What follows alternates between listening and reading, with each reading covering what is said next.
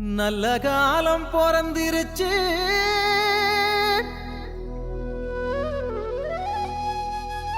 நாடும் வீடும் செழிச்சிருச்சு, புனிதர் கோயில் திறந்துருச்சு, நமக்கு புது வாழ்வு மலர்ந்துருச்சு. மனிதனை உருவாக்கிய கடவுள் அவருடைய நாசிகள் உயிர் மூச்சை விட மனிதன் உயிர் பெற்றான் என்று கூறப்பட்டிருக்கும். அப்படி என்றால் ஆன்மா என்பது ஒரு மனிதன் உயிர் பெற்றெழுந்த அந்த வாழ்வை குறிக்கக்கூடிய ஒன்றாக அமைகின்றது. எனவே இன்றைய நாளில் நாம் சிந்திக்க வேண்டியது மனிதன் தன்னுடைய வாழ்வை எவ்வாறு காத்துக் கொள்ளப் போகின்றான். மனிதன் தன்னுடைய வாழ்வை காக்கக்கூடிய நிலையில் இருக்கின்றானா அல்லது அழிவை நோக்கி அழைத்து செல்கின்றானா என்ற மைய சிந்தனைகளை சிந்திக்க அழைக்கப்படுகின்றோம். இவ்வாறு தன்னுடைய வாழ்க்கையில் ஒவ்வொரு மனிதர்களும் ஏதோ ஒன்றை தேடக்கூடியவர்களாகத்தான் வாழ்ந்து கொண்டிருக்கின்றோம். தேடல் இல்லாத மனித வாழ்வு இல்லை. எனவே மனித வாழ்வில் தேடல் இன்றியமையாத ஒன்றாக இருக்க அந்த தேடல் எதை மையப்படுத்தியதாக இருக்கின்றது? ஒரு மனிதன் தன்னுடைய வாழ்வை காத்துக்கொள்ள வேண்டும் என்று நன்மைகளை தேடக்கூடியவனாக இருக்கின்றானா அல்லது என்னுடைய வாழ்க்கையில் நான் மகிழ்ச்சியாக வாழ்ந்தால் போதும், என்னுடைய வாழ்க்கை மகிழ்வோடு இருந்தால் போதும், அதற்காக நன்மை தீமை என எதை குறித்தும் எனக்கு கவலை இல்லை என்ற நிலையில் ஏதோ ஒரு வாழ்க்கை வாழலாம் என்ற நிலையில் இருக்கின்றானா? எந்த நிலையில் இருக்கின்றான் என்பதனை குறித்து முதலில் சிந்தித்து பார்ப்போம். எனவே இந்த சிந்தனைகளை இரு நிகழ்வுகளோடு சிந்தித்து பார்ப்போம். ஒன்று புனித பிரான்சிஸ் சவேரியாரின் வாழ்வோடு, மற்றொன்று விவிலியத்தின் அடிப்படையில். புனித பிரான்சிஸ் சவேரியார் 1506 ஆண்டு ஏப்ரல் மாதம் 7ஆம் தேதி சவேரியார் கோட்டையில் அவர் பிறந்தார். செல்வ செழிப்பான குடும்பத்தில் அவர் பிறந்ததனால் பலவிதமான வளமைகளோடும் அவர் ஆசைப்பட்ட அனைத்தையும் பெறக்கூடிய நிலையில் தான் அவர் வாழ்ந்து கொண்டிருந்தார். தன்னுடைய வாழ்க்கை முழுவதும் எதை ஆசைப்படுகின்றாரோ அது அனைத்தையும் பெறக்கூடிய ஒரு நிலையில் அவருடைய வாழ்க்கை இருந்தது. அவ்வாறு இருக்கக்கூடிய சூழலில் தன்னுடைய 18வது வயதில் அவர் பார்பரா பல்கலைக்கழகத்தில் மெய்யியல் படிக்க செல்கின்றார். அப்பொழுது அவருடைய ஒரே இலக்காக இருந்தது, நான் ஒரு பேராசிரியராக மாற வேண்டும், அந்த பேராசிரியர் என்ற நிலையில் பேரோடும் புகழோடும் நான் வாழ வேண்டும் என்ற அந்த ஒரு இலக்கை மையமாக கொண்டு தன்னுடைய வாழ்க்கையில் செயல்படக்கூடியவராக இருந்தார். அவர் தங்கியிருந்த அறையில் தங்கியிருந்த மற்றொருவர் தான் புனித இஞ்ஞாசியார். புனித இஞ்ஞாசியார் தன்னுடைய வாழ்க்கை முழுவதுமே அந்த அறையில் தங்கியிருக்கும் போது அடிக்கடி சொல்லக்கூடிய இறைவார்த்தை, ஒருவன் உலகம் முழுவதையும் தனதாக்கி கொண்டாலும் தன்னுடைய ஆன்மாவை இழப்பாரெனில் என்ன பயன்? இந்த வார்த்தையை அடிக்கடி சொல்லிக் கொண்டே இருக்கின்றார். அவ்வாறு சொல்லக்கூடிய வார்த்தைக்கு தொடக்கத்தில் புனித பிரான்சிஸ் சவேரியார் தொடக்கத்தில் அதற்கு செவி கொடுக்கவில்லை. ஆனால் நாட்கள் செல்ல செல்ல அந்த வார்த்தையை கேட்கக்கூடியவராக மாறுகின்றார். அந்த வார்த்தையை உள்ளத்தில் நிறுத்தக்கூடியவராக மாறுகின்றார். நிறுத்தி அந்த வார்த்தையை தியானிக்கக்கூடியவராக, சிந்திக்கக்கூடியவராக தன்னுடைய வாழ்க்கையில் ஒரு மாற்றத்தை காட்டுகின்றார். அவ்வாறு அந்த வார்த்தையை சிந்தித்தவுடன் அவருடைய வாழ்வு ஒரு மாற்றத்தை நோக்கி சென்றது. அதுவரை அவருடைய வாழ்வில் அந்த பேராசிரியர் நிலையில் கிடைக்கக்கூடிய பேரும் புகழும் தான் தன்னுடைய வாழ்விற்கு நிலையானது என்ற மைய சிந்தனையில் வாழ்ந்து கொண்டிருந்த புனித பிரான்சிஸ் சவேரியார் அன்றிலிருந்து அந்த நிலை ஒரு நிலையற்றது. பேராசிரியராகவும் அதன் மூலம் கிடைக்கக்கூடிய பேர் புகழ் அனைத்துமே நிலையற்றது, நிலையானது அல்ல என்பதனை உணர்கின்றார். உணர்ந்தவர் கடவுளை தேட வேண்டும், கடவுளிடம் தான் நிலையானதை பெற்றுக்கொள்ள முடியும், நிலையான புகழ் நாம் பெற வேண்டும் என்றால் அது கடவுளின் வழியாகத்தான் என்பதனை உணர்கின்றார். கடவுளை பின்தொடர்பவராக தன்னுடைய வாழ்க்கையில் மாறுகின்றார். மாறக்கூடியவர் புனித இஞ்ஞாசியாரோடு சேர்ந்து ஆண்டவரை பற்றி பல இடங்களுக்கும் அறிவிக்கக்கூடியவராக செயல்பட தொடங்குகின்றார்.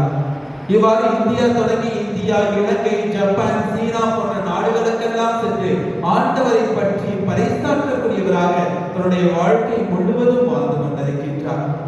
இவ்வாறு இன்றைய நற்செய்தியில் நாம் கேட்ட அந்த வார்த்தை, உலகெங்கும் சென்று படைப்பிற்கெல்லாம் நற்செய்தியை பறைசாற்றுங்கள் என்ற அந்த ஆண்டவர் இயேசு கிறிஸ்துவின் வார்த்தையை தன்னுடைய வாழ்க்கையில் முழுவதுமாக ஏற்றுக்கொண்டு உலகெங்கும் சென்ற ஆண்டவரை பற்றி எல்லா படைப்புகளுக்கும் பறைசாற்றக்கூடியவராக புனித பிரான்சிஸ் சவேரியார் தன்னுடைய வாழ்க்கையில் வாழ்ந்து கொண்டிருந்தார். இவ்வாறு வாழ்ந்த அவர் 1552ஆம் ஆண்டு டிசம்பர் மாதம் 3ஆம் தேதி தன்னுடைய 46வது வயதில் இம்மன்னக வாழ்வை பிறந்தார். அன்பிற்குரியவர்களே, அவருடைய வாழ்வு எத்தகைய நிலையில் ஒரு மாற்றத்தை கொண்டது என்பதனை நாம் இந்த தருணத்திலே சிந்தித்து பார்த்தோம்.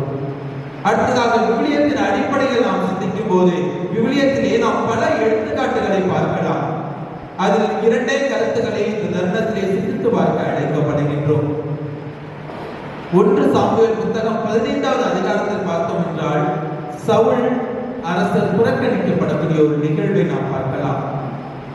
சவுல் யார்? இஸ்ரேலின் முதல் அரசர். யாரால் தேர்ந்து கொள்ளப்பட்டவர்? கடவுளால் தேர்ந்து கொள்ளப்பட்டவர். யாரால் திருப்பொழிவு செய்யப்பட்டவர்?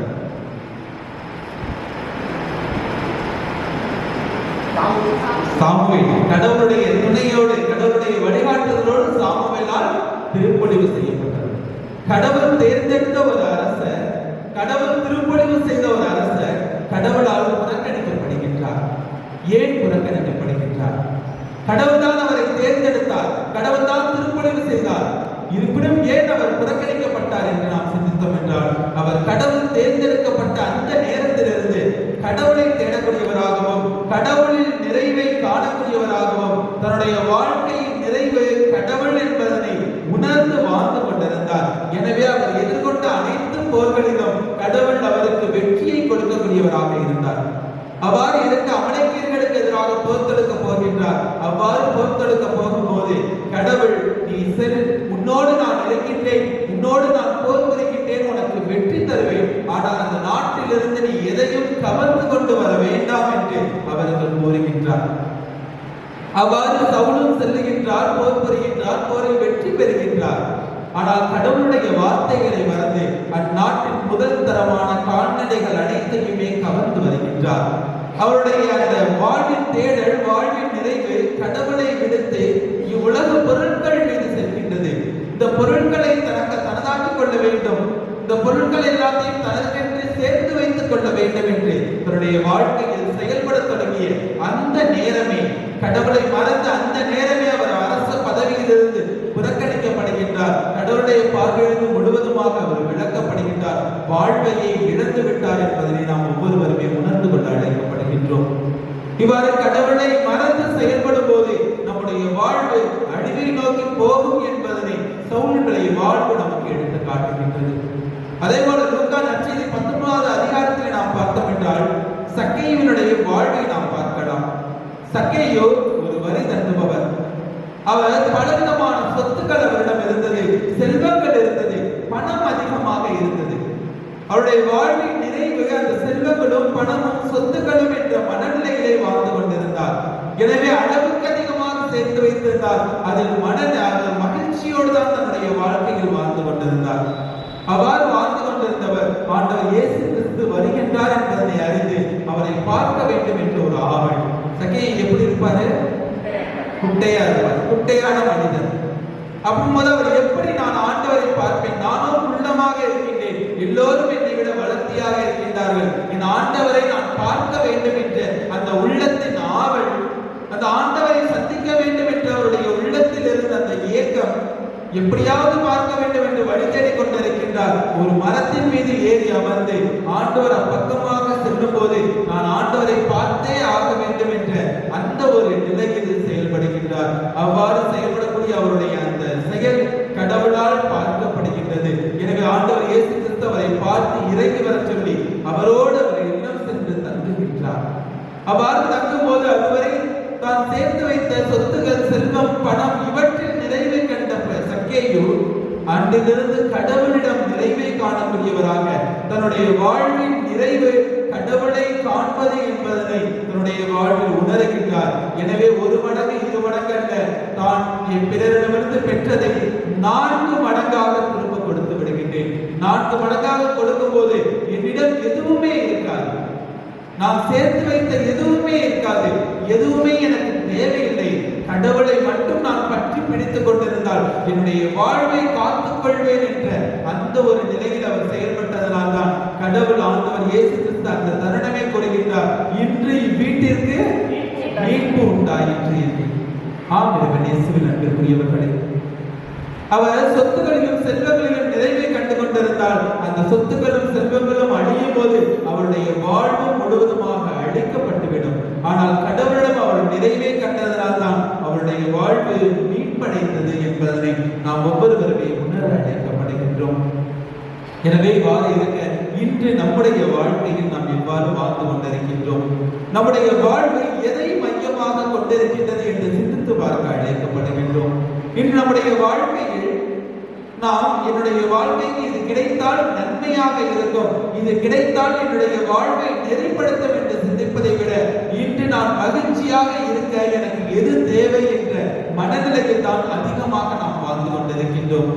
அவ்வாறு மகிழ்ச்சி கிடைக்கின்றது என்றால் அது நன்மை தீமை என்று எதையும் நாம் சிந்தித்து பார்ப்பதில்லை, பகுத்து பார்ப்பதில்லை. மாறாக மகிழ்ச்சி கிடைத்தால் போதும், அது நன்மையாக இருந்தாலும் தீமையாக இருந்தாலும் நான் ஏற்றுக்கொண்டாகின்றேன் என்று மனம் போடும் போக்கிலே நாம் வாழ்ந்து கொண்டிருக்கின்றோம். அவ்வாறு வாழ்ந்து கொண்டிருக்கக்கூடிய நாம் ஒவ்வொரு நாளும் மகிழ்ச்சியை அடைந்து கொண்டிருக்கலாம், ஆனால் ஒவ்வொரு நாளும் நம்முடைய வாழ்வை ஒவ்வொரு நாளும் இழந்து கொண்டிருக்கின்றோம் என்பதனை இந்த தருணத்திலே உணர்ந்து பார்க்க அழைக்கப்படுகின்றோம். ஏனென்றால் இன்று கடவுளிடம் நாம் நிறைவை தேடுவதை விட உலகம் காட்டக்கூடிய பணம், பதவி, சொத்துக்கள், பதவிகள் இவற்றில் தான் நாம் அதிகமாக நிறைவை கண்டு கொண்டிருக்கின்றோம். எனவேதான் ஆலயத்திற்கு வரக்கூடியதும் இன்றைய நாளில் குறைந்து கொண்டே வருகின்றது. கடவுளுக்குரிய நாளான ஒவ்வொரு கடற்கரை நாட்கள் திருப்பலியிலும் இன்று பலரும் கலந்து கொள்ளாத நிலை, அவர்கள் மட்டும் கலந்து கொள்ளாத நிலை அல்ல, மாறாக அவருடைய பிள்ளைகளையும் கலந்து கொள்ள வைக்க முடியாத நிலையிலும் இன்று நாம் பார்த்து கொண்டிருக்கின்றோம். பிள்ளைகளை இந்த வகுப்புக்கு அனுப்ப வேண்டும், அந்த வகுப்புக்கு அனுப்ப வேண்டும், என்னுடைய பிள்ளை இந்த திறமையில் சிறந்ததாக இருக்க வேண்டும், இந்த திறமை என்னுடைய பிள்ளைக்கு வர வேண்டும் என்று ஒவ்வொரு வகுப்பிற்கும் அழைத்து சென்று கொண்டிருக்கின்றோம். ஆனால் அனைத்து திறமைகளையும் கொடுத்த ஆண்டவரை நம்முடைய வாழ்க்கையில் மறந்து விட்டோம் என்பதனை இந்த தருணத்தில் நாம் ஒவ்வொருவருமே உணர அழைக்கப்படுகின்றோம். அன்று பிரான்சிஸ் சவேரியார் அந்த பேராசிரியர் தான் நிலைத்தது, அந்த பேராசிரியர் மூலம் கிடைக்கக்கூடிய பதவியும் அந்த புகழும் பெருமையும் தான் நிலையானது என்று நினைத்திருந்தால் இன்றும் அவருடைய உடல் அழியாமல் நம் மத்தியிலே புகழோடும் பெருமையோடும் வாழ்ந்து கொண்டிருக்க மாட்டார். அன்றே அவர் அனைத்தையுமே குப்பை என கருதினார். கடவுளை ஆதாயமாக்கிக் கொள்ள பவுலடியாரின் வார்த்தை, கடவுளை ஆதாயமாக்கிக் கொள்ள அனைத்தையும் குப்பை என கருதுகிறேன் என்ற அந்த வார்த்தையை உள்ளத்தில் நிறுத்தினார். எனவேதான் அனைத்தையும் தூக்கி எறிந்துவிட்டு கடவுளை மட்டும் பற்றி பிடித்துக் கொண்டு வாழ்ந்தவராக இருந்தார். எனவே இன்றும் அவருடைய புகழ் அழியாமல் இருந்து கொண்டிருக்கின்றது.